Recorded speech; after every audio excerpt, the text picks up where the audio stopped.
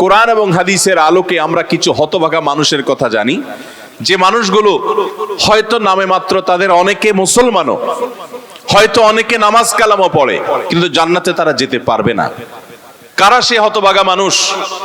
যারা হয়তো তাদের অনেকে আছে মুসলিমই না, আবার অনেকে আছে যারা মুসলমান হওয়া সত্ত্বেও, নামে মুসলমান হওয়া সত্ত্বেও জান্নাতে প্রবেশ করতে পারবে না।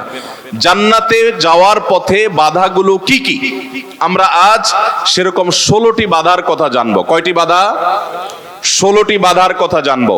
16 শ্রেণীর হতভাগা মানুষের কথা জানবো, যে হতভাগা মানুষগুলো জান্নাতে যেতে পারবে না। জান্নাতে যাওয়ার এই নেয়ামতের সৌভাগ্য লাভ থেকে তারা বঞ্চিত হবে।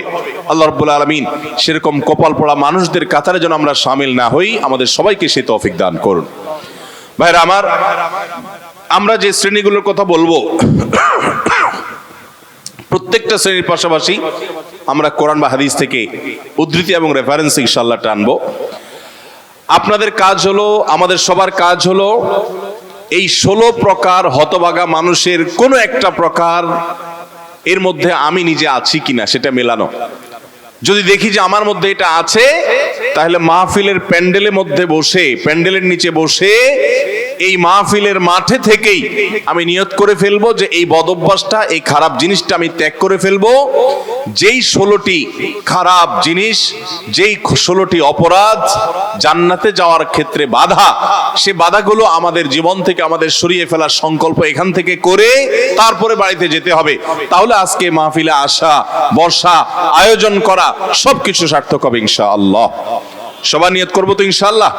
আল্লাহ আমাদের সবাইকে তৌফিক দান করুন। সর্বপ্রথম যে হতভাগা মানুষদের কথা বলতে চাই, যারা জান্নাতে যেতে পারবে না, তারা হলো যারা আল্লাহর প্রতি ঈমান আনে নাই, যারা মুসলমান হয় নাই, যারা ঈমান আনে নাই, আল্লাহর প্রতি যারা বিশ্বাস করে নাই, তারা আল্লাহর তৈরি জান্নাতে যাবে, এটা কখনো আশা করা যায়? যদি আল্লাহকে কেউ বিশ্বাসী না করে, আল্লাহর একত্ববাদকে স্বীকারই না করে, শিরকে লিপ্ত হয়, সে মুসলমানই না হয়, তাহলে সে আল্লাহর জান্নাতের প্রত্যাশা কোত্থেকে করতে পারে? একজন মানুষ তিনি মুসলমান না, তিনি অমুসলিম, তার ব্যক্তি জীবনে অনেক ভালো কাজ থাকতে পারে, অনেক ভালো অর্জন থাকতে পারে, কিন্তু তার ভিতরে ঈমান নাই। এই লোকটা আল্লাহর কাছে জান্নাতের আশা কখনো করতে পারে? একজন মানুষ বাংলাদেশে মানুষের জন্য অনেক কাজ করেছেন, বাংলাদেশের উন্নয়নে অনেক ভূমিকা তার ছিল বা আছে, বাংলাদেশে অনেক কল্যাণকামিতা তিনি চান, তার অনেক ইন্ডাস্ট্রি কারখানা থেকে বহু দেশের উপকার হয়, দেশে মানুষের উপকার হয়, এরকম আরো বহু উপকারিতা তার দ্বারা হয়, কিন্তু লোকটা বাংলাদেশের অস্তিত্বকে স্বীকার করে না, বাংলাদেশের অস্তিত্বকে স্বীকার করে না, বাংলাদেশের স্বাধীনতা, সার্বভৌমত্ব এগুলো স্বীকার করে না। সে যদি বাংলাদেশকে অস্বীকার করে, বাংলাদেশ রাষ্ট্রের বিরুদ্ধে বিদ্রোহ করে, তাহলে এই ব্যক্তিকে বাংলাদেশ রাষ্ট্র বা রাষ্ট্রের তরফ থেকে রাষ্ট্রীয় কর্তৃপক্ষ কখনো তাকে রাষ্ট্রের কোনো সম্বর্ধনা, রাষ্ট্রের কোনো বিশেষ সম্মাননা ওই ব্যক্তিকে কখনো দিবে? দেওয়ার কথা? যে রাষ্ট্রকেই স্বীকার করে না, রাষ্ট্র তাকে সম্বর্ধনা দেওয়ার কথা? তার হতে পারে অনেক অর্জন আছে, হতে পারে অনেক অবদান আছে, তার একটারও 2 পয়সার কোনো মূল্য থাকবে না যদি সে রাষ্ট্রটাকেই কি করে? অস্বীকার করে। ঠিক একই ভাবে যে আমার রবকে মানে না, যার আল্লাহর প্রতি ঈমানই নেই, বিশ্বাসই নেই, তার হাজারটা ভালো কাজ থাকতে পারে, আল্লাহ রাব্বুল আলামিনের কাছে সে কখনো জান্নাত প্রত্যাশা করতে পারে? যে আল্লাহকে স্বীকার করে না, সে আল্লাহর কাছে জান্নাত কিভাবে আশা করে? এজন্য ভাইরা আমার, সহিহ মুসলিমের হাদিসে আসছে, নবী করিম সাল্লাল্লাহু আলাইহি সাল্লাম বলেছেন, লা তাদখুলুল জান্নাতা হাত্তা তুমিনু, তোমরা ততক্ষণ পর্যন্ত জান্নাতে প্রবেশ করবে না যতক্ষণ পর্যন্ত তোমরা ঈমানদার হবে না। অর্থাৎ ঈমানদার না হলে জান্নাতে যাওয়ার কোনো সুযোগ নেই। এই প্রথম শ্রেণীর মানুষ, তারা দুনিয়া থেকে যদি ঈমান ছাড়া যায়, তাহলে সেক্ষেত্রে চিরকাল তারা জান্নাতে নিষিদ্ধ থাকবে, অনন্ত অসীমকাল জাহান্নামে তারা থাকবে, জান্নাতে কখনোই আসতে পারবে না। আর বাকি 15 শ্রেণীর মানুষ যারা আছে, এরা এক সময় তাদের পাপ এবং অপরাধের প্রায়শ্চিত্ত করার পর এর শাস্তি পাওয়ার পর আল্লাহ তাআলা চাইলে তাদেরকে জান্নাতে দিতে পারেন। এবং তাদের ঈমান যদি থাকে কোনো না কোনো সময় তারা জান্নাতে যাবে, তাদের গুনাহগুলো মাফ হওয়ার পর অথবা শাস্তি হওয়ার পর, যেহেতু তারা ঈমানদার। এটাই হলো আহলুস সুন্নাহ ওয়াল জামাতের বিশ্বাস এবং আকীদা, যে মুরতাকিবে কাবীরা, কাবীরা গুনাহ করে দুনিয়া থেকে যদি কেউ জাহান্নামী হয়ে যায়, সে চিরকাল অনন্ত অসীমকাল জাহান্নামে থাকবে না, বরং সেখান থেকে এক সময় সে বের হয়ে আসবে। এটাই আহলুস সুন্নাহ ওয়াল জামাতের আকীদা। মুতাজিলা সহ কিছু ভ্রান্ত ফিরকার মানুষের বিশ্বাস হলো যে জাহান্নামে একবার যে যাবে সে চিরকাল সেখানে থাকবে। বিভিন্ন আয়াতের অপব্যাখ্যা তারা করে থাকেন। যাই হোক, তাহলে প্রথম শ্রেণীর কথা আমরা জানলাম, যারা জান্নাতে নো এন্ট্রি, তাদের জান্নাতে প্রবেশের সুযোগ থাকবে না, তারা হলো যাদের আল্লাহর প্রতি ঈমান নাই, যারা মুসলমান না, যারা ঈমানদার না, তারা চিরকালের জন্য জান্নাতে নিষিদ্ধ থাকবে। এক। নাম্বার 2, দ্বিতীয় যে প্রকারের মানুষ জান্নাতে যেতে পারবে না, বা দ্বিতীয় যে বিষয়টি জান্নাতে যাওয়ার পথে বাধা, সেটি হলো আত্মীয়তার সম্পর্ক ছিন্ন করা। রক্ত সম্পর্কীয় আত্মীয়কে যদি কেউ স্থায়ীভাবে ছিন্ন করে, তাদের সাথে সম্পর্ক যদি একবারে কাট করে ফেলে। বুখারী মুসলিম এক যুগে বর্ণনা করেছেন, নবী করিম সাল্লাল্লাহু আলাইহি সাল্লাম বলেছেন, লা ইয়াদখুলুল জান্নাতা কাতি', আত্মীয়তার সম্পর্ক ছিন্ন করে দেয় যে, এই ব্যক্তি জান্নাতে প্রবেশ করবে না, সে জান্নাতে প্রবেশ করবে না। অতএব আত্মীয়তার সম্পর্ক যারা ছিন্ন করেছেন তারা তওবা করতে হবে। আপনার ভাই, আপনার বোন, শত বাধা হতে পারে, শত ঝামেলা হতে পারে, শত গন্ডগোল হতে পারে, আপনার চাচা, আপনার ফুফু, আপনার মা বাপ, আপনার সন্তান সন্ততি, আপনার মামা, আপনার খালা, এরা সবাই আপনার রক্ত সম্পর্কীয় আত্মীয়। এদের সাথে আপনি স্থায়ী সম্পর্ক ছিন্ন করবেন, এই সুযোগ কিন্তু ইসলাম আপনাকে রাখে নাই।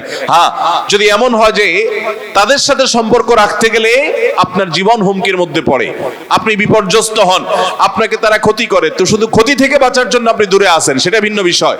কিন্তু সম্পর্ক যদি একেবারে স্থায়ীভাবে ছিন্ন করেন, বিশেষ করে দুনিয়াবি ঠুনকো অজুহাতে, ঠুনকো কারণে, কোনো কারণে মনোমালিন্য হয়েছে, আর চিরকালের জন্য সম্পর্ক ছিন্ন করে দিলেন, তো এটা হারাম।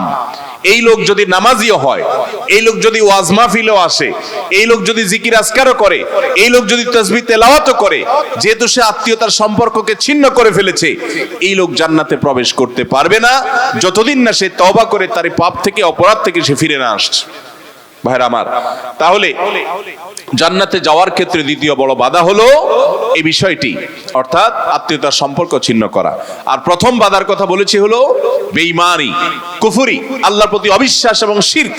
এগুলো জান্নাতে যাওয়ার ক্ষেত্রে সবচেয়ে বড় বাধা, স্থায়ী বাধা। আর দ্বিতীয়টি হলো আত্মীয়তার সম্পর্ক ছিন্ন করা। নাম্বার 3, চগলখড়ি করা। এই বদভ্যাস আমাদের সমাজে এখন প্রচুর পরিমাণে আছে। অনেক মানুষ আছে দেখবেন মুখে দাঁড়িয়ে আছে, মাথায় টুপিও আছে, হয়তো নামাজ কালামও পড়ে, কিন্তু চগলখড়ির বদ অভ্যাস আছে, এই চরিত্রটা আছে যে আমার কাছে এসে ওনার বদনামি করবে, ওনার কাছে গিয়ে আমার বদনামি করবে, আমার কাছে এসে আমাকে পামপট্টি দিবে, ওনার কাছে গিয়ে ওনারে পামপট্টি দিবে। এরকম লোক আছে না নাই? ঘরে ঘরে। আল্লাহ মাফ করুন, আমাদের অনেকের মধ্যে এই চরিত্রটা আছে না নাই? নবী করিম সাল্লাল্লাহু আলাইহি সাল্লাম এই চগলখড়ি সম্পর্কে সহিহ মুসলিম বর্ণিত হাদিসে বলেছেন, লা ইয়াদখুলুল জান্নাতা নাম্মাম, চগলখড় জান্নাতে প্রবেশ করবে না। জান্নাতে প্রবেশের ক্ষেত্রে আরেকটি বড় বাধা, আরেকটি বড় দেয়াল, আরেকটি বড় প্রাচীর হলো এই চগলখড়ির চরিত্র। ভাইরা আমার, আসুন তওবা করি, চগলখড়ি করব না। কারোর ভালো কিছু পেলে সেটা তার পেছনে অন্যদের কাছে বলবো, আর মন্দ কিছু হলে তার সামনে বলবো। তার সামনে এসে একরকম, তার পেছনে গিয়ে আরেক রকম, সামনে এসে তার প্রশংসা, পেছনে গিয়ে তার দুর্নাম। এই দুশ্চরিত্র অনেক অনেক নেকামলকারী মানুষ, নামাজ কালাম ওয়ালা মানুষ, জিকির আজকার ওয়ালা মানুষ, অনেক ইসলামের কাজ করেওয়ালা মানুষ, দাওয়াতের কাজ করেওয়ালা মানুষ, তাদের মধ্যে এই বদভ্যাস, এই দুশ্চরিত্র, এই খারাপ জিনিস আছে। ভাইরা আমার, আমরা বেশিরভাগ মানুষ চুরি করি না, ডাকাতি করি না, মদ খাই না, মানুষ হত্যা করি না, জেনা করি না, খুন খারাপি করি না, ছিনতাই রাহাজানি করি না। বেশিরভাগ মানুষ এই মাহফিলে আমরা যারা আছি, আমার কথা যারা শুনছেন, বেশিরভাগ মানুষই এই মোটা মোটা বড় বড় অপরাধগুলো আমরা করি না। কিন্তু কিছু কিছু অপরাধ আছে যেগুলো আমরা যে করি, সেগুলো অপরাধ যে আমরা জানিও না, সে বিহিত নাই, সে চিন্তাও নাই, সে ভাবলেশও নাই, এবং সেগুলো যে গুনাহ, সে গুনাহগুলোকে গুনাহ মনে করছি না, শয়তান বুঝতেই দিচ্ছে না। তার মধ্যে একটা হলো এইটা, চগলখড়ি। ঘরে ঘরে, জনে জনে দেখবেন এই বদভ্যাস। যে সামনে একরকম পিছনে আরেক রকম, নেফাকি এবং কপটতা আজ জনে জনে ভরে গেছে। আল্লাহ তাআলা আমাদের সবাইকে জান্নাতে যাওয়ার ক্ষেত্রে যত বড় বাধা, এই বাধাকে আল্লাহ তাআলা আমাদেরকে অতিক্রম করার তৌফিক দান করুন। এই বাধা অতিক্রম করার উপায় কি ভাই? উপায় হলো এখনই তওবা করবেন। আমি জীবনে কখনো কারোর সামনে গিয়ে একরকম, পেছনে গিয়ে আরেক রকম, এই মুনাফিকি আমি করব না, এই কপটতা আমি করব না, এই 2 নম্বরে আমি করব না, এই প্রতারণা আমি করব না। কোনো মানুষের সামনে গিয়ে ভালো সাজবো, পেছনে গিয়ে দুর্নাম করব না, আরেকজনের কাছে গিয়ে তার দুর্নাম করা, আর আবার তার কাছে গিয়ে আরেকজনের দুর্নাম করা, অর্থাৎ দুজনের মধ্যে লাগালাগি করে দেওয়ার জন্য যে ভূমিকা, সেই ভূমিকা অবতীর্ণ হওয়া, এই চগলখড়ি, এটা হলো জান্নাতে যাওয়ার ক্ষেত্রে তৃতীয় বড় বাধা, চগলখোর। নাম্বার 4, প্রতিবেশীকে যে কষ্ট দেয়, এই লোকও জান্নাতে যেতে পারবে না। জান্নাতে যাওয়ার ক্ষেত্রে বড় বাধা হলো এই বদভ্যাস এবং খারাপ জিনিস, এই অপরাধ, প্রতিবেশীকে কষ্ট দেওয়া। এটাকেও আমরা অনেকে গুনাহের কাজ মনে করি না। অনেক লোক আছে দেখবেন, গোটা দুনিয়ার সব মানুষের সাথে তার সম্পর্ক ভালো, কিন্তু নিজের প্রতিবেশীর সাথে সম্পর্কটা কি নাই? ভালো নাই। আছে না নাই? নিজের পাশের জমি, যে জমি যার, দেখা যায় আইলটা তার জমির দিকে ঠেলা হয়। আছে না নাই? তাহলে এটা প্রতিবেশী হক আদায় হলো না হক নষ্ট হলো? আরেকজনের সীমানার বরাবর গিয়ে এমন গাছ লাগাইলেন ইচ্ছাকৃতভাবে, যাতে করে গাছের গোড়াটা আপনার এখানে থাকে আর গাছের ডালগুলা সব গিয়ে তার জমিতে পড়ে। আছে না নাই? অনেক ভালো ভালো মানুষ, অন্যান্য দিক থেকে ভালো, এরকম অনেক মানুষ এই কাজ করে, কি করি না আমরা? আমি নিজেই জানি যে আমার এই যে সীমানায় গাছগুলো লাগাচ্ছি, এই গাছগুলোর ছায়া পড়ে তার ফসল নষ্ট হবে, তার জায়গাতে ছায়া পড়ে থেকে অনেক ফসল হবে না, ক্ষতি হবে। তারপর আমি লাগাই, ক্ষতি করার জন্যই লাগাই, যে গাছের গোড়াটা আমার থাকবে, আগাটা সব তার ঘাড়ের উপরে, তার জমির উপরে গিয়ে পড়বে, তার সীমানার উপরে গিয়ে পড়বে, ভোগ করব আমি। আছে না নাই? ভাইরা আমার, হাঁস দিয়ে, মোরগ দিয়ে, সন্তান দিয়ে, বিভিন্ন ভাবে প্রতিবেশীকে আমরা অনেকে কষ্ট দেই। নবী করিম সাল্লাল্লাহু আলাইহি সাল্লাম সহিহ মুসলিম বর্ণিত হাদিসে বলেছেন, লা ইয়াদখুলুল জান্নাতা মাল্লা ইয়ামানু জারুহু বাওয়াইকাহু। যে ব্যক্তির প্রতিবেশী তার হাত, মুখ এগুলোর কষ্ট দ্বারা, তার ক্ষতি এবং অনিষ্ট থেকে যে ব্যক্তি নিরাপদে থাকে না, অর্থাৎ প্রতিবেশীকে যে শান্তিতে রাখে না, প্রতিবেশীকে বিভিন্ন ভাবে কষ্ট দেয়, এই ব্যক্তি জান্নাতে প্রবেশ করতে পারবে না। আপনারা অনেকে একটা হাদিস শুনেছেন, বিখ্যাত প্রসিদ্ধ একটা হাদিস। নবী করিম সাল্লাল্লাহু আলাইহি সাল্লামের কাছে বলা হলো, হে আল্লাহর রাসূল, অমুক ব্যক্তি খুব নফল নামাজ রোজা করত, খুব দান সাদাকা করত, এবং সব ভালো আমলগুলো করত, ফরজ তো করত, নফলও করত। ফরজ 5 ওয়াক্ত তো পড়তো, আবার নফল নামাজও পড়তো, ধরেন তাহাজ্জুদ, ইশরাক সব পড়তো, যাকাত তো দিত, আবার এমনিও দান করত। তার আমলের কোনো কমতি ছিল না। একটা দুর্বলতা ছিল যে প্রতিবেশীকে সে কষ্ট দিত, ঝগড়াঝাটি করত, তাদের হক নষ্ট করত। নবী করিম সাল্লাল্লাহু আলাইহি সাল্লাম বলেছেন, সে জাহান্নামী।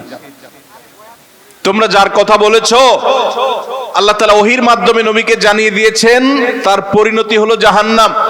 তার কোন নামাজ, তার কোন রোজা, তার কোন ইবাদত, তার কোন দান সাদাকা, এগুলো তাকে রক্ষা করতে পারে না, সে জাহান্নামে যাবে, কারণ তার প্রতিবেশীকে সে কষ্ট দিয়েছে। এর বিপরীতে নবীজি সাল্লাল্লাহু আলাইহি সাল্লামকে বলা হলো যে আরেকজনের কথা আমরা জানি, শুধু ফরজ নামাজগুলো পড়তো, নফল নামাজ পড়ার সময় পাইতো না, শুধু ফরজ কাজগুলো করতো, অতিরিক্ত দান সাদাকার সুযোগও পেত না, কিন্তু তার একটা ভালো গুণ ছিল, সে প্রতিবেশীদের সাথে সুসম্পর্ক বজায় রাখতো। তারা যদিও খুব বেশি ভালো ছিল না, কিন্তু সে ভালো থাকার চেষ্টা করত, নিজে থেকে তাদের যেন কষ্ট না হয় এটা খেয়াল রাখতো। নবী সাল্লাল্লাহু আলাইহি সাল্লাম বলেছেন, এই লোকটা জান্নাতি। ভাইরা আমার, প্রতিবেশী যে কত বড় একটা ব্যাপার, এটা আমরা বেশিরভাগ মানুষ বুঝি না। গ্রাম বলেন, শহর বলেন, বেশিরভাগ জায়গায় আমরা প্রতিবেশীর হক নষ্ট করি। প্রতিবেশীকে জানেন? আপনার রক্ত সম্পর্কীয় আত্মীয়, যেমন মা বাবা, সন্তান সন্ততি, ছেলে মেয়ে, ভাই বোন, একেবারে এ ক্লাসের আত্মীয়, যারা এ ক্লাসের প্রথম সারির, যারা রক্ত সম্পর্কীয়, আপনার বাবার দিককার, বাপ মা, ছেলে মেয়ে, ভাই বোন, চাচা ফুফু, এদেরকে বলা হয় এ ক্লাসের আত্মীয়, একদম প্রথম শ্রেণীর। এই আত্মীয়দের পরে সবচেয়ে যার হক আপনার কাছে সবচেয়ে বেশি, তারা হলো আপনার প্রতিবেশী। বেশিরভাগ ক্ষেত্রে দেখবেন প্রতিবেশীর সাথে সম্পর্ক ভালো নাই। আইল ঠেলা ঠেলি, গন্ডগোল, ফাসাদ, ঝগড়াঝাটি, মারামারি, গ্রামে এক ধরনের, শহরে আরেক ধরনের। শহরে ধরেন ধুমধাড়াক্কা গানের ভলিউম দিয়ে আশপাশের প্রতিবেশীকে কষ্ট দিচ্ছেন, ময়লাটা বের করে আপনি আপনার দরজার সামনে রাখছেন, প্রতিবেশী বের হয়ে নাকে হাত দিতে হয়েছে, আপনার জুতাগুলো তার ফ্ল্যাটের সামনে চলে গেছে, তাকে আপনি কষ্ট দিচ্ছেন, আপনার বিল্ডিং এর পাশের জায়গাটা খালি আছে, ময়লাটা সেখানে ফেলতেছেন, আপনার বাচ্চাদেরকে দিয়ে তারে কষ্ট দিচ্ছেন, গ্রামে দেখা যায় হাঁস মুরগি দিয়ে প্রতিবেশীকে কষ্ট দিচ্ছেন, আপনার ছাগল গিয়ে তার জিনিসপত্র খেয়ে ফেলছে, আপনার বাচ্চারা গিয়ে তাকে ডিস্টার্ব করছে, আপনার গাছগুলো গিয়ে ছায়া হয়ে তার জায়গাতে ক্ষতি করছে, তার জায়গা বরাবর আপনি পুকুর কাটতেছেন যাতে করে ভেঙে আপনার এখানে পড়ে। এক কথায় নানাভাবে আমরা প্রতিবেশীকে ক্ষতিগ্রস্ত করছি। এমনকি অনেক মানুষ অন্য অনেক ক্ষেত্রে প্র্যাকটিসিং মুসলমান হওয়ার সত্ত্বেও এই কাজটা করছে। নবী সাল্লাল্লাহু আলাইহি ওয়াসাল্লাম বলেছেন, খবরদার, যে ব্যক্তি প্রতিবেশীকে কষ্ট দেয়, প্রতিবেশী তার হাত মুখ দ্বারা কষ্ট পায়, এই লোক জান্নাতে যেতে পারবে না। তাহলে 4 নম্বর আমরা পেলাম, জান্নাতে যাওয়ার ক্ষেত্রে বাধা হলো প্রতিবেশীকে কষ্ট দেওয়া। আল্লাহ তাআলা এই বদঅভ্যাস এবং এই গুনাহ থেকে, অপরাধ থেকে আমাদেরকে বেরিয়ে আসার তৌফিক দান করুন। নবী করিম সাল্লাল্লাহু আলাইহি ওয়াসাল্লাম বলেছেন, প্রতিবেশী সম্পর্কে জিবরিল আমাকে এত বেশি সাবধান করেছে যে আমার মনে হচ্ছিল জিবরিল না জানি এসে বলে, আপনার মৃত্যুর পর আপনার সম্পদে বাবা মা ছেলে মেয়ে যার যার সম্পদের ভাগ আছে, এর মধ্যে প্রতিবেশীর একটা ভাগ আছে, এইটা না জানি কখন বলে আমি সেই চিন্তা করছিলাম। কারণ এতবারে সে জিবরিল আমাকে সাবধান করছে যে খবরদার, প্রতিবেশীর ব্যাপারে কেয়ারফুল থাকতে হবে, সতর্ক থাকতে হবে। আমরা সতর্ক থাকবো তো ইনশাআল্লাহ। নাম্বার 5, অহংকারী ব্যক্তি, যে অহমিকা দেখায়, দম্ভ করে, গরিমা নিয়ে চলে, মানুষকে মানুষ মনে করে না। কারোর টাকার গরম আছে, কারোর নাম যশ খ্যাতির গরম আছে, কারোর ক্ষমতার গরম আছে। আল্লাহ তাআলা এক একজনকে এক একটা দিয়ে পরীক্ষা করেন।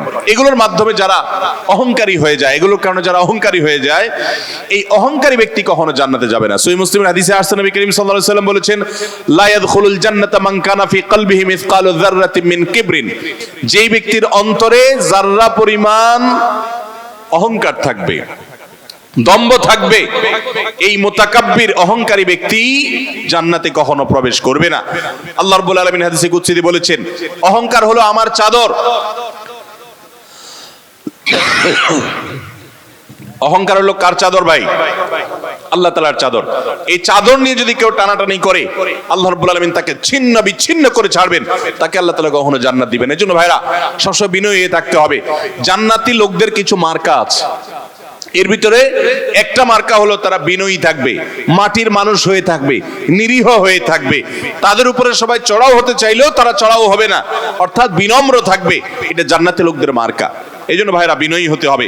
5 নম্বর, যারা জান্নাতে যেতে পারবে না, জান্নাতে যাওয়ার ক্ষেত্রে বাধা হলো অহংকার, সে অহংকারী মানুষ। 6 নম্বর হলো প্রতারক, 7 নম্বর হলো দান করে খোটা দেয় যে সে, আর 8 নম্বর হলো কৃপণ। আর এই তিনটি তিরমিজি বর্ণিত হাদিসে বর্ণিত হয়েছে। নবী করিম সাল্লাল্লাহু আলাইহি ওয়াসাল্লাম বলেছেন, লা ইয়াদখুলুল জান্নাতা খাব্বুন ওয়ালা মান্নানুন ওয়ালা বখিল, যে ব্যক্তি কাউকে প্রতারণা করে, ধোঁকা দেয়। এখন আমাদের সমাজে মুসলমানদের মধ্যে ধোঁকা দেনওয়ালা মানুষের সংখ্যা কি কম না বেশি? দোকানদার বলেন, ব্যবসায়ী বলেন, চাকরিজীবী বলেন, যার কথাই বলেন, এমনকি নেতারা বলেন, জনগণকে ধোঁকা দেয়। ঠিক না ভাই? ঠিক। সবাই যার যার জায়গা থেকে কে কাকে ল্যাং মারবে, কে কাকে ধোঁকা দিবে, এটাই হলো আমাদের কাজ এখন। অথচ ধোঁকাবাজ, প্রতারক, চিটার, বাটপার, এই লোকগুলো কখনো জান্নাতে যেতে পারবে। নবী করিম সাল্লাল্লাহু আলাইহি ওয়াসাল্লাম হাদিস বলছে যে প্রতারক জান্নাতে যাবে না। দ্বিতীয়ত, মান্নান, অর্থাৎ দান করে যে খোটা দেয়, এই লোকও জান্নাতে যেতে পারবে না। দান করে খোটা দেওয়ার বদভ্যাস আছে না নাই আমাদের অনেকের? দান করেছেন আল্লাহকে খুশি করার জন্য, যদি আপনি খোটা দেন তাহলে আপনার দান বরবাদ হয়ে যায়, ওটা নষ্ট হয়ে যায়। আল্লাহ বলেছেন, লা তুবতিলু সাদাকাতিকুম বিল মান্নি ওয়াল আযা, তোমরা দান করার পর খোটা দিয়া, কষ্ট দিয়া, যাকে দান করছো তাকে কষ্ট হয় এরকম কথা বলে ওই দানকে বরবাদ করে দিও না। আমরা অনেকে এই কাজ করি। দান করেছেন, ওই ব্যক্তির কাছ থেকে থ্যাঙ্কস এর আশাও করবেন না। থ্যাঙ্কস মানে কৃতজ্ঞতা সে আদায় করবে, শুকরিয়া দিবে, সে আপনার স্বীকৃতি দিবে, এই আশাটাও আপনি করতে যাবেন না। আল্লাহ কোরআনে কারীমে সূরা দারের মধ্যে জান্নাতি এবং নেককারদের বৈশিষ্ট্য বলতে গিয়ে বলেছেন, ওয়ায়ুতঈমুনা আত-তাআমা আলা হুব্বিহি মিসকিনাও ওয়া ইয়াতীমান ওয়া আসীরা। জান্নাতি মানুষগুলো আবরার এবং নেককাররা হলো তারা আল্লাহর মহব্বতে মিসকিনকে, বন্দীকে, অন্যান্য অভাবী মানুষদেরকে তারা খাদ্য দেয় এবং বলে ইন্নামা নুতঈমুকুম লিওয়াজহিল্লাহ লা নুরিদু মিনকুম জাযাআও ওয়ালা শুকুরা। তারা বলে আমরা আল্লাহর জন্য তোমাদেরকে খাদ্য দিচ্ছি, তোমাদের কাছ থেকে এর কোনো ফিডব্যাক বিনিময় তো চাই না, এমনকি শুকরিয়া তোমরা যে আমাদেরকে থ্যাঙ্কস বলবা সেটা পর্যন্ত আমরা আশা করি না, দরকার নেই। আল্লাহর কাছে এইভাবে সওয়াবের আশা করা, বান্দার কাছে খোটা না দেওয়া। 7 নম্বর। 8 নম্বর হলো কৃপণতা। এটা জাহান্নামের যাওয়ার অন্যতম বড় মাধ্যম এবং জান্নাতে যাওয়ার ক্ষেত্রে বাধা হলো কৃপণতা। নবী করিম সাল্লাল্লাহু আলাইহি সাল্লাম কৃপণ ছিলেন না, তার অনেক সম্পদ ছিল না, কিন্তু যা ছিল সেটা অকাতরে তিনি দান করতেন। তার যে দানশীলতা, আম্মা জান আয়েশা রাদিয়াল্লাহু তাআলা বলতেন যে তিনি দানশীলতা তার বিশেষ করে রমজান এলে এমন বেড়ে যেত যে মুক্ত বাতাসের মতো, যে চাইতো তাকেও দিত, যে চাইতো না তাকেও দিত, সর্বত্র তার দান ছড়িয়ে যেত এবং দান করতে করতে সব শেষ করে অনেক সময় বাসায় যেতেন, তার নিজের জন্য কিছুই রাখতেন না। এইভাবে তিনি দানশীল ছিলেন। তো নবী সাল্লাল্লাহু আলাইহি সাল্লাম কৃপণতা থেকে পানা চেয়েছেন। আমরা অনেকেই কিন্তু কৃপণ, আল্লাহ অনেক সম্পদ দিয়েছে কিন্তু খরচ আমরা করতে চাই না। নবীজি পানা চাইছেন, আল্লাহুম্মা ইন্নী আউযু বিকা মিনাল বুখলি ওয়াল জুবন, আল্লাহ আপনার কাছে কৃপণতা থেকে পানা চাই। ভাইরা আমার, তাহলে জান্নাতে যাওয়ার ক্ষেত্রে 8 নম্বর বাধা হলো কৃপণতা। কৃপণ সে জান্নাতে এন্ট্রান্সের সুযোগ পাবে না। 9 নম্বর, ঘুষ দাতা এবং ঘুষ গ্রহীতা। যে ঘুষ দেয় সে যদি একান্ত নিরুপায় হয়ে দেয় এমন কাজ, যে কাজ না হলে তার জীবন বাঁচে না, অনেক জটিল প্রয়োজন, এরকম প্রয়োজনে সে যদি ঘুষ দিতে বাধ্য হয়, ঘুষ দেওয়া ছাড়া তার কোনো উপায় না থাকে, তাহলে ওই ব্যক্তিকে মাজুর হিসেবে আল্লাহ তাআলা মাফ করবেন আশা করা যায়। কিন্তু সচরাচর আমরা দেখা যায় আজকাল যেসব ক্ষেত্রে ঘুষ দিয়ে সুবিধা নেই, ওটা না নিলে আমি যে মরে যাবো এরকম না, আমি ইচ্ছা করলে হারামটা নাও করতে পারি। আবার অনেক ক্ষেত্রে আমার বৈধ জিনিসটাকেই আমি অবৈধভাবে পাওয়ার জন্য আমি ঘুষ দিচ্ছি। তো এই যে ঘুষ দাতা, ঘুষ গ্রহীতা তো সর্বাবস্থায় অপরাধী, ঘুষ দাতাও সে অপরাধী হবে এইভাবে যদি সে ঘুষ দেয়। আপনি একটা জায়গায় কাজে যাবেন, সিরিয়াল দিয়া, সবাই সিরিয়ালে দাঁড়াইছে, আপনিও সিরিয়ালে দাঁড়াবেন, এটাই হলো নিয়ম। সবাই সিরিয়ালে দাঁড়াইছে, আপনি সিরিয়ালে দাঁড়াইতে চাচ্ছেন না, সেজন্য কি করলেন? ঘুষ দিলেন। ঘুষ দিয়া সবার আগে কাজটা করে নিয়ে আসলেন। এই যে ঘুষ দিল, এই ঘুষ দেওয়াটা সে, এটা কি সে বাধ্য হয়ে দিয়েছে? বরং এখানে যে ঘুষ খাইছে তাকে সে বাধ্য করছে। আমাদের দেশে আমরা সরাসরি শুধু ঘুষখোরদের দোষ দেই। ঘুষখোরদের তো দোষ আছেই শতভাগ, কিন্তু অনেক সময় ঘুষ যারা দেয় তাদেরও দোষ কম নাই। অনেক অফিসার আছে ঘুষ না খাইলে ক্লায়েন্টরা বরং পেরেশান হয়ে যায় যে এই স্যার, নতুন স্যার ঘুষ খায় না, তাহলে তো পেরেশানির ব্যাপার, কিভাবে 2 নম্বর এটা আদায় হবে। অতএব ভাইরা আমার, ঘুষ দাতা এবং গ্রহীতা, তাবরানী হাদিসে আসছে নবী করিম সাল্লাল্লাহু আলাইহি ওয়াসাল্লাম বলেছেন আর রাশি ওয়াল মুরতাশি ফাফিন্নার, উভয় জাহান্নামে যাবে। অতএব ঘুষ দিতেও খুব সাবধান, আর যারা ঘুষ খাচ্ছে তাদের কথা তো বলাই বাহুল্য। তাহলে জান্নাতে যাওয়ার ক্ষেত্রে ঘুষ দেওয়া নেওয়া এটা একটা বড় বাধা, আর জান্নাতি হতে পারবে না, জান্নাতে নো এন্ট্রান্স থাকবে ওই সমস্ত লোকদের যারা এটা করে। নাম্বার 10, মাতা পিতার অবাধ্য। নাম্বার 11, নেশাগ্রস্ত, নেশায় আসক্ত। এই সম্পর্কে নাসাই বর্ণিত হাদিসে আসছে নবী করিম সাল্লাল্লাহু আলাইহি ওয়াসাল্লাম বলেছেন লা ইয়াদখুলুল জান্নাতা আকুন ওয়ালা মান্নান ওয়ালা মুদমিনু খামরিন। জান্নাতে যেতে পারবে না মা বাবার নাফরমান, মা বাবার অবাধ্য, মা বাবার সাথে বেয়াদবি করে, মা বাবার যৌক্তিক নির্দেশগুলোকে লঙ্ঘন করে। অনেক মানুষ আছে দেখবেন নামাজ কালাম পড়ে, কপালে সিজদা পড়ে গেছে, অন্য অনেক ভালো কাজ করে, কিন্তু মা বাবার প্রতি তিনি অনুগত নন, তাদের সাথে নাফরমানি করে। এই সন্তান কখনো জান্নাতে যেতে পারবে না যাবত না আল্লাহ তাআলা তাকে মাফ না করেন, অথবা তার এই পাপের প্রায়শ্চিত্ত সে না করে। অর্থাৎ এটা জান্নাতে যাওয়ার ক্ষেত্রে বাধা, মাতা পিতার নাফরমান। আর 11 নম্বর হলো মাদকে আসক্ত, যেটা এই একই হাদিসে না বর্ণিত হাদিসে আছে। মাদক আসক্ত অর্থাৎ মাদক সেবন করতে করতে এটা দেশে অভ্যস্ত হয়ে পড়েছে, এটা স্থায়ী রোগে পরিণত হয়েছে, এই লোকটাও জান্নাতে যেতে পারবে না। 12 নম্বর হলো ওই লোক যার শরীর হারাম দ্বারা গঠিত হয়েছে, যার গোশত, মাংস, রক্ত হারাম খেয়ে, হারাম উপার্জন করে করে এগুলো গঠিত হয়েছে। সেটা সুদের টাকায় হোক, সেটা ঘুষের টাকায় হোক, কুফরি কালামের মাধ্যমে, জাদুর মাধ্যমে, শয়তানের আশ্রয় নিয়ে ভবিষ্যৎ সম্পর্কে বলে দেয় এই রকম গণক যারা, এরাও জান্নাতে যেতে পারবে না। এমনকি তাদের কাছে যারা যায়, যারা তাদের কথা বিশ্বাস করে, আস্থা রাখে, এদের ইবাদত পর্যন্ত একটা মেয়াদ পর্যন্ত কবুল হবে না, হাদিসে বলা হয়েছে। তাহলে 14 প্রকার হলো এই গণক। আর 15 নম্বর হলো জাদুকর, যারা ব্ল্যাক ম্যাজিক করে মানুষকে। আজকাল এই ব্ল্যাক ম্যাজিক ভাই ঘরে ঘরে হয়ে গেছে, ঘরে ঘরে।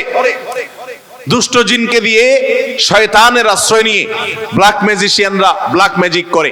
দেখবেন যে বিভিন্ন পোস্টারে লেখা কামরূপ কামাখ্যা থেকে প্রশিক্ষণ প্রাপ্ত, আছে না নাই? ফেসবুকে দেখবেন বিভিন্ন কমেন্টে এরকম পোস্টার পোস্ট করে অনেক লোক। আবার অনেক সময় দেখবেন বিভিন্ন জায়গায় জায়গায় এগুলো আছে। ঘরে ঘরে দেখবেন এমন অনেক রোগী আছে যেই রোগীদের কোনো ট্রিটমেন্ট ডক্টররা করতে পারছেন না। দেশ বিদেশ ঘুরে, বহু হাসপাতাল ঘুরে, বহু ট্রিটমেন্ট নিয়েও কোনো চিকিৎসা করাতে পারছেন না, কোনো ট্রিটমেন্ট হচ্ছে না, সুস্থ হচ্ছে না। এগুলোর একটা অংশ, আমি সবগুলো বলছি না, একটা বড় অংশ ব্ল্যাক ম্যাজিকের রোগী। আস্তে আস্তে শেষ হয়ে যাচ্ছে। বিভিন্ন বর্ণনা আছে সম্পর্কে। ব্ল্যাক ম্যাজিক এটা ওটের উপর যদি পড়ে তো ওটকে পাতিল পর্যন্ত নিয়ে যায়, অর্থাৎ শেষ হয়ে যায়, জবাই করে খাওয়া ছাড়া উপায় থাকে না, আর মানুষকে কবর পর্যন্ত নিয়ে ছাড়ে। অন্য আরেক হাদিসে আছে যে এই যে মানুষের হিংসাত্মক দৃষ্টি, কুদৃষ্টি, বদনজর, এটা ভাগ্যকে পর্যন্ত আল্লাহর ফয়সালাতেই পরিবর্তন পর্যন্ত করে দেয়। এরকম ভয়াবহ একটা বিষয়। তো এই ব্ল্যাক ম্যাজিশিয়ান যারা, এরা জান্নাতে যেতে পারবে না। এবং দুনিয়াতে এদের জন্য চরম শাস্তি, ইসলামী শরিয়ত তাদের জন্য মৃত্যুদণ্ড রেখেছে। কারণ এরা স্বামী স্ত্রীর মধ্যে কলহ সৃষ্টি করে। এখন শত শত ফ্যামিলিতে দাম্পত্য সম্পর্কগুলো ভালো নেই। আমার কাছে এরকম শত শত হিস্ট্রি আসে যে স্বামী স্ত্রীর একসময় সম্পর্ক খুব ভালো ছিল, হঠাৎ করে তাদের আর সম্পর্ক ভালো নাই, কেউ কাউকে সহ্য করতে পারছেন না, কেউ একজন ব্ল্যাক ম্যাজিক করেছে। এবং দেখবেন বাসা বাড়িতে অনেক সময় দেখা যায় অস্বাভাবিক জায়গাতে তাবিজ কবজ পাওয়া যায়, আছে না নাই এরকম? কে বা কারা রাখছে, চুল কেটে নিয়ে যায়, জামা কাটা সেটা কেটে নিয়ে যায়, ব্ল্যাক ম্যাজিকের উপাদান এগুলো অনেক সময় হয়। আমরা অনেকে এগুলো জেনেও না জানার ভান করে থাকি, অনেকে জেনেও সেটা সঠিকভাবে এটা রহস্য উদ্ঘাটনের চেষ্টা করি না। তো এই ব্ল্যাক ম্যাজিশিয়ান যারা, এরা সমাজে অশান্তি সৃষ্টি করে, দাম্পত্য জীবনে কলহ সৃষ্টি করে, মানুষের ক্ষতি করে। এরকম অনেক লোক আছে তাবিজ ব্যবসায়ী, তারা তাবিজের ব্যবসার আড়ালে তারা মূলত এই ব্ল্যাক ম্যাজিকটা করে। এই ব্ল্যাক ম্যাজিশিয়ান যারা, তারা জান্নাতে যেতে পারবে না। এটা হলো 15 নম্বর। 16 নম্বর হলো যারা সিল্কের পোশাক পরে পুরুষ হয়ে, নবী করিম সাল্লাল্লাহু আলাইহি সাল্লামের হাদিসে তাদেরকেও জান্নাতে নো এন্ট্রির কথা বলা হয়েছে। জান্নাতে যাওয়ার ক্ষেত্রে সেটাও বড় একটা বাধা। তাহলে 16 প্রকারের মানুষ পেলাম যারা জান্নাতে যেতে পারবে না বলে নবী করিম সাল্লাল্লাহু আলাইহি সাল্লামের বিভিন্ন হাদিসে সাবধান করা হয়েছে, সতর্ক করা হয়েছে, কোরআনের বিভিন্ন আয়াতে সাবধান করা হয়েছে যে এই 16 প্রকারের মানুষ তারা জান্নাতে যেতে পারবে না। শুধু 16 প্রকার নয়, এরকম আরো আছে, কোরআন হাদিস ঘাটলে পাওয়া যাবে। আমি 16 প্রকার শুধুমাত্র কোরআন এবং হাদিস থেকে আপনাদের জন্য উপস্থাপন করলাম যে এই মানুষগুলো জান্নাতে যেতে পারবে না। আমরা শুরুতে বলেছি ঈমানদারের সবচেয়ে বড় চাওয়া হলো, টার্গেট হলো জান্নাতে যাওয়া। সে জান্নাতেই যদি যেতে না পারি, তাহলে আমার আর এই দুনিয়াতে আমার কর্ম, আমার ঈমান, এগুলো আমাকে কি উপকার করলো? যদিও ঈমান থাকলে আপনি এই সমস্ত গুনাহগুলো লিপ্ত হওয়ার কারণে জাহান্নামে গেলেও একসময় আপনি জান্নাতে আসবেন, এটাই আহলে সুন্নাত জামাতের আকীদা, এটাই বিশুদ্ধ বিশ্বাস। কিন্তু তারপরেও জাহান্নাম তো এমন জায়গা যেখানে এক মুহূর্তের জন্য গিয়ে সহ্য করার কথা নয়। অতএব ঈমানদার প্রথম চান্সে জান্নাতে যেতে চাইবে। আর প্রথম চান্সে যদি জান্নাতে যেতে চান, জাহান্নামের কোন স্পর্শ ছাড়া যদি জান্নাতে যেতে চান, তাহলে এই 16 বদঅভ্যাস থেকে, 16টি অপরাধ থেকে নিজেকে বাঁচাবার চেষ্টা করতে হবে। আল্লাহ আমাদের সবাইকে সেই তৌফিক দান করুন। আমি আবারও এক নজরে বলে দিচ্ছি। নাম্বার 1, যাদের মধ্যে ঈমান নাই, যারা কুফর বা শিরকে লিপ্ত, তারা জান্নাতে যেতে পারবে না। জান্নাতে যাওয়ার ক্ষেত্রে বড় বাধা হলো ঈমান না থাকা এবং কুফর শিরকে লিপ্ত থাকা। দ্বিতীয় সবচেয়ে বড় বাধা হলো আত্মীয়তার সম্পর্ক ছিন্ন করা। আত্মীয়তার সম্পর্ক ছিন্নকারী সে জান্নাতে যেতে পারবে না। তৃতীয় বড় বাধা হলো যারা চগলখড়ি বদঅভ্যাস আছে, এই রোগটা, এটা জান্নাতে যাওয়ার ক্ষেত্রে বাধা। চতুর্থ, প্রতিবেশীকে কষ্ট দেওয়ার রোগ যাদের আছে, এই রোগটা, এই বদঅভ্যাসটা জান্নাতে যাওয়ার ক্ষেত্রে বাধা। 5 নম্বর হলো অহংকার, দম্ভ, এগুলো গরিমা, এগুলো জান্নাতে যাওয়ার ক্ষেত্রে বাধা। 6 নম্বর হলো প্রতারণা করা মানুষের সাথে, মানুষকে ধোঁকা দেওয়া, সেটা ব্যবসায়ী হিসাবে হোক, কাস্টমার হিসাবে হোক, আপনার চাকরিজীবী হিসাবে হোক, যেই কোনো দিক থেকে হোক, প্রতারণা করা, এটা জান্নাতে যাওয়ার ক্ষেত্রে 6 নম্বর বড় বাধা। 7 নম্বর হলো দান করার পর খোঁটা দেওয়া। মানুষের উপকার করছেন, আল্লাহর জন্য করছেন, ব্যাস। যার উপকার করেছেন তার মুখ থেকে স্বীকৃতিটাও আপনার শোনার দরকার নেই। সে স্বীকৃতি না দিলে, অস্বীকার করলে সে আল্লাহর কাছে গুনাহগার হবে, কিন্তু আপনার আসার দরকার নেই, আপনি আল্লাহর কাছে সওয়াবের আশা করবেন। এটা হলো 7 নম্বর বাধা। 8 নম্বর হলো কৃপণতা, 9 নম্বর হলো ঘুষ দেওয়া নেওয়া, 10 নম্বর হলো মা বাবার নাফরমানি করা, মা বাবার অবাধ্য হওয়া, মা বাবার অসম্মান করা, মা বাবার যুক্তি নির্দেশকে অলঙ্ঘন করা, অমান্য করা। 11 নম্বর হলো মাদক আসক্ত হওয়া। 12 নম্বর হলো হারাম উপার্জন দ্বারা, হারাম খাদ্য দ্বারা, পানীয় দ্বারা শরীর গঠন করা, সুদ, ঘুষ, দুর্নীতি, 2 নম্বর পথে উপার্জন করা। আর 13 নম্বর হলো রূঢ় স্বভাবের হওয়া, গোয়ার কিসিমের হওয়া, এমন হওয়া যে সবার সাথে গোয়ারের মতোই থাকে, রুষ্ট থাকে, রূঢ় থাকে, সবসময় বিনম্রতার নামগন্ধ তার মধ্যে নাই, এরকম স্বভাবের হওয়া। 14 নম্বর হলো গণক হওয়া, গণনা করে মানুষের ভাগ্য এটাকে আপনার বলে দেওয়া, ভবিষ্যৎ বলে দেওয়ার চেষ্টা করা, বিশেষ করে কুফরি কালামের মাধ্যমে, শয়তানের আশ্রয় নিয়ে। আর 15 নম্বর হলো জাদু করা, অর্থাৎ ব্ল্যাক ম্যাজিক করা, ব্ল্যাক ম্যাজিশিয়ান। আর 16 নম্বর হলো আপনার সিল্কের পোশাক পরা। আল্লাহ রাব্বুল আলামিন এই সব কবিরা গুনাহ, এগুলো যেগুলো বললাম, এগুলো একটা সগীরা গুনাহ না। প্রথমটা শুধু কবিরা না, আকবারুল কাবায়ের, সবচেয়ে বড় কবিরা গুনাহ, বরং সেটা কুফরি, ঈমান বিধ্বংসী বিষয়। সেটা সহ এই 16টি সবগুলো কবিরা গুনাহ এবং কুফর থেকে, শিরক থেকে। আল্লাহ তাআলা আমাদের সবাইকে বেঁচে থাকার তৌফিক দান করুন।